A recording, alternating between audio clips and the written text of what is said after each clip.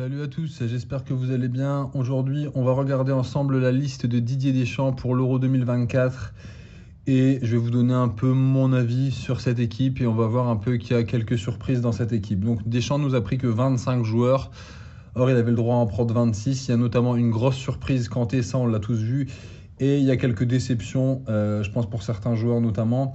Donc, quand vous faites une équipe, quand vous faites une sélection, c'est différent d'un club. On fait un groupe qui vit bien ensemble. On ne prend pas forcément les meilleurs joueurs.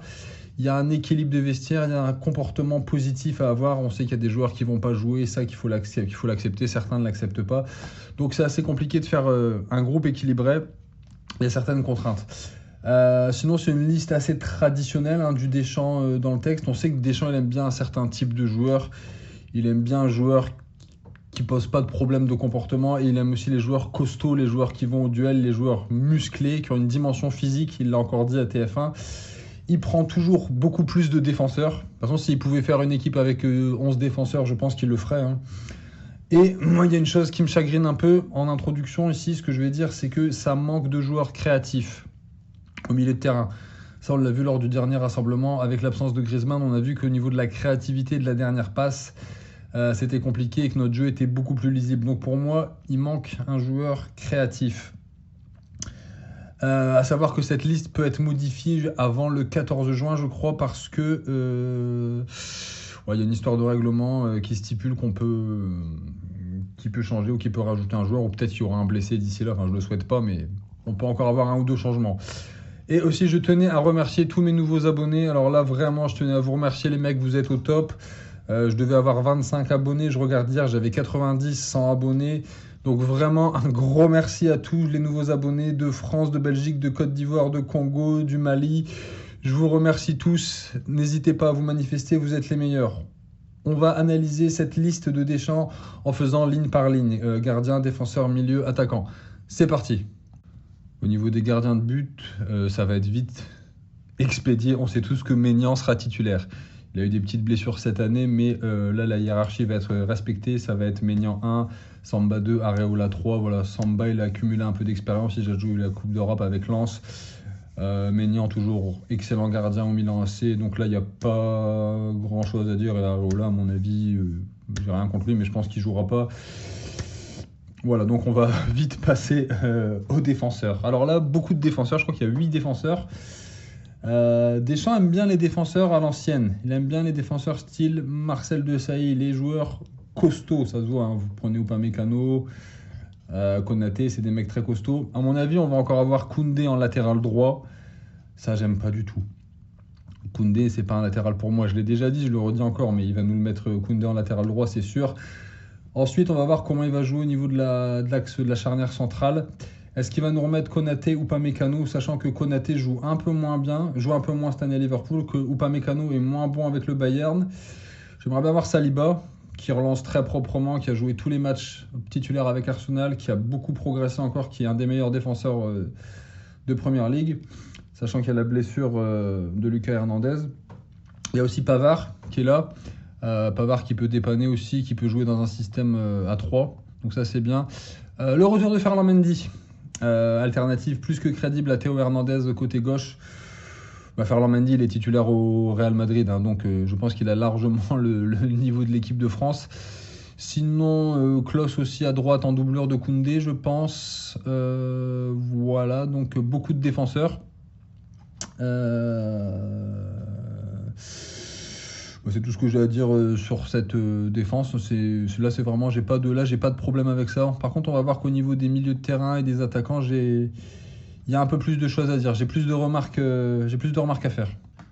On va parler des milieux de terrain, où il y a une énorme surprise. On a commencé à avoir des rumeurs en début d'après-midi hier, comme quoi Kanté allait revenir. On va en parler tout de suite. On va parler du milieu de terrain.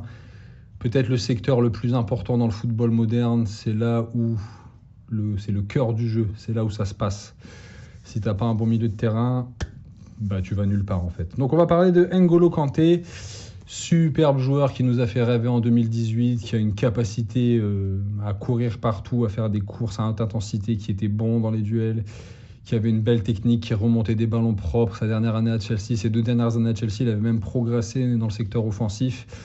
Maintenant, cette sélection de Kanté, elle pose des questions. Il n'a pas été en équipe de France depuis plus de 2 ans. Ça pose des questions sur son niveau physique, sur le championnat saoudien. Qui a suivi le championnat saoudien, honnêtement ? Levez le doigt. Honnêtement, moi, le championnat saoudien, j'ai regardé 2 matchs. J'ai même pas terminé le deuxième match tellement c'était embêtant, tellement c'était ennuyeux. C'est totalement différent d'un grand championnat, hein. Selon Manu Petit l'a dit hier dans l'after, là je suis assez d'accord avec lui, c'est à peu près niveau Ligue 2 parce que ces championnats-là, c'était un peu comme le championnat chinois ou la MLS au début. On recrute cher des gros noms, on recrute des attaquants, des milieux, mais les défenseurs sont pas au niveau. Du coup, vous avez des trous, des équilibres, des effectifs qui sont pas équilibrés. Maintenant, on va voir dans quel état de jeu, dans quel état mental il est, Kanté. Apparemment, physiquement, ça va, il a joué 40 matchs cette année. Il était titulaire. Maintenant, 40 matchs en Arabie Saoudite, c'est pas 40 matchs en Angleterre, c'est pas 40 matchs en Ligue 1, c'est pas 40 matchs en Serie A. Et ça pose aussi la question de la blessure de Tchouaméni. Deschamps a pris une sécurité supplémentaire, il a pris un 6 expérimenté. Je pense que Kanté va savoir hausser son niveau de jeu sur 2-3 matchs, sur 2-3 même bouts de match. Je pense pas qu'il sera titulaire. Ça dépend vraiment du niveau de Tchouaméni. Tchouaméni dans la continuité, pour moi, le titulaire, c'est Tchouaméni. Maintenant, ce que je voulais dire aussi sur ça, c'est que Kanté, c'est un joueur qui a un comportement irréprochable, qui ne va pas faire de vagues, qu'il soit titulaire ou remplaçant. Maintenant, c'est aussi gênant pour certains jeunes milieux qui avaient été sélectionnés. Je pense à Guendouzi, je pense à d'autres joueurs qui pouvaient prétendre, qui étaient aux portes de l'équipe de France. Donc ça pose pas mal de questions. Mais Kanté, c'est un joueur qui ne fera pas de vagues. S'il faut jouer 20 minutes, il va jouer 20 minutes. S'il faut jouer 60 minutes, il va jouer 60 minutes. Il ne va pas poser de questions. C'est un joueur qui va amener de l'expérience. Kanté, c'est la force tranquille. C'est la force tranquille, c'est l'expérience. Mais ce n'est pas un leader.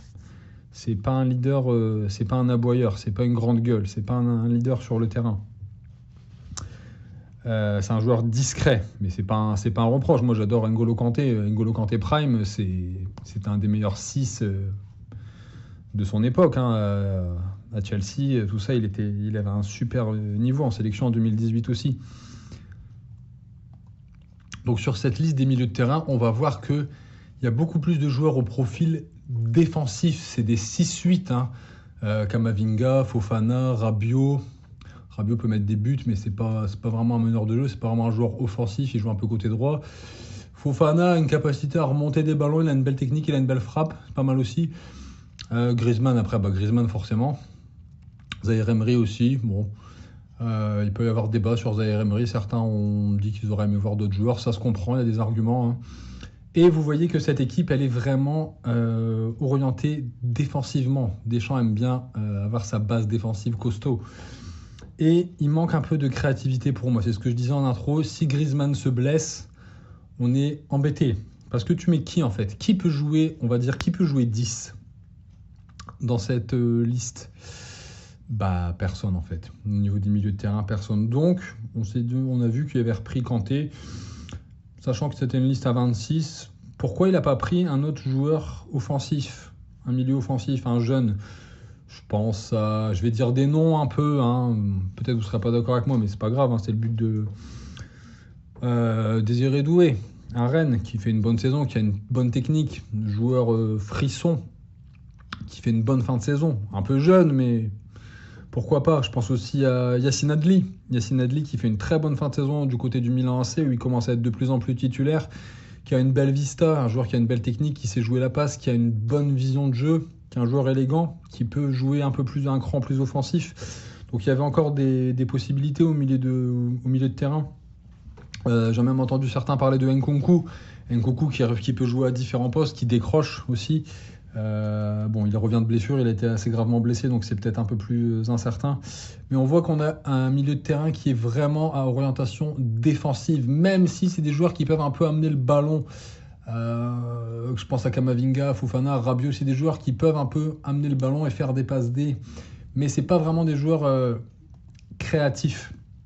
Donc ça c'est la petite remarque, le petit reproche que je ferai à Deschamps. On sait bien que quand on a une liste, on est toujours à 65 millions de sélectionneurs. On va parler des attaquants. Là il n'y a pas de surprise. Sélection d'attaquants classique de la part de Didier Deschamps. avec Dembélé à droite. Dembélé qui fait une saison moyenne plus, quoi. Giroud, toujours son profil intéressant, son gabarit, son jeu de tête, son jeu de corps, son jeu de remise, son intelligence, son expérience qui est rarement décevant en équipe de France. Kolo Muani. Ah, Kolo Muani, je pense que c'est le fils de Didier Deschamps. Je ne vois pas d'autre explication à sa sélection parce que cette saison, je ne veux pas tirer sur l'ambulance, hein, mais il est très décevant. Mbappé, forcément Mbappé, hein, ton leader d'attaque. Marcus Thuram qui a fait une bonne saison aussi à l'Inter. Coman qui revient de blessure aussi. Et le petit nouveau Barcola. Barcola, moi je le trouve un peu tendre. C'est un joueur qui court vite mais qui n'est pas non plus exceptionnel. Donc voilà, quoi. Fallait prendre des jeunes, pourquoi pas.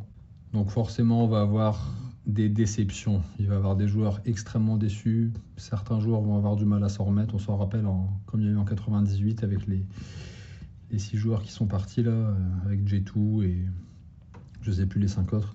Guendouzi, pourquoi pas. Guendouzi qui a fait une très bonne saison à la Lazio, qui a progressé sous Sarri, qui est titulaire à la Lazio, titulaire sous Sarri. Bon, il s'est expliqué avec Tudor, donc c'est 2 hommes de caractère. Les 2 derniers matchs de la Lazio, il était titulaire, donc pourquoi pas.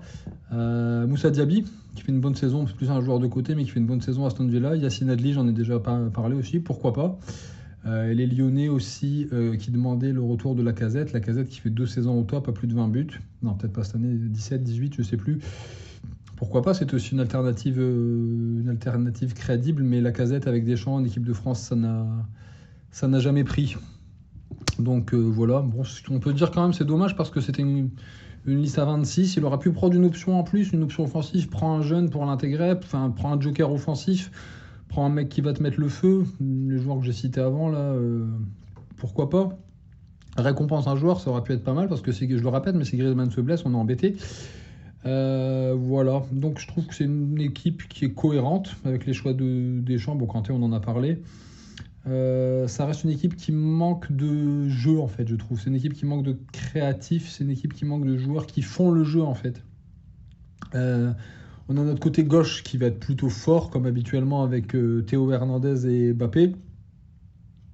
Ça, c'est assez lisible. C'est plutôt notre côté fort. Par contre, côté droit, Dembélé, Koundé, c'est un peu moins... c'est un peu plus incertain. Voilà, donc petit débrief de cette sélection. Attention, hein, parce qu'on a quand même des adversaires des Pays-Bas. Ils ont une très bonne équipe. Là, on a vu la liste des 30 qui est sortie. La Pologne aussi qui s'est qualifiée difficilement, mais c'est une équipe d'insiders. Et l'Autriche qui est aussi... J'en ai parlé de l'Autriche sur ma vidéo sur l'Euro. Très très bon joueur en Autriche, ça sera pas facile. Hein. Donc l'Euro... Et c'est la compétition qui est le niveau le plus relevé pour moi, l'Euro. Le niveau de l'Euro, pour moi, est plus relevé que la Coupe du Monde, parce que tu n'as pas d'équipe faible. En Coupe du Monde, souvent, on a des équipes qui se prennent des 4, 5, 6-0 au premier tour. À l'Euro, il n'y a pas ça. Il y a une homogénéité du niveau, il y a une homogénéité des joueurs qui jouent tous dans des grands championnats. Voilà, vous dites-moi quel joueur vous auriez pris. Est-ce que vous avez des déceptions? Est-ce que vous êtes satisfait ou pas de cette équipe? Voilà, j'ai donné mon avis. J'espère que cette vidéo vous aura plu. Je vous remercie à tous ceux qui passent sur la chaîne, qui s'abonnent, qui mettent un like. Ça me fait plaisir, ça m'aide pour le référencement de la chaîne. Et ensemble, on va faire grossir cette chaîne. À bientôt les amis, on se retrouve bientôt pour de nouvelles vidéos de foot. Salut à tous, bye!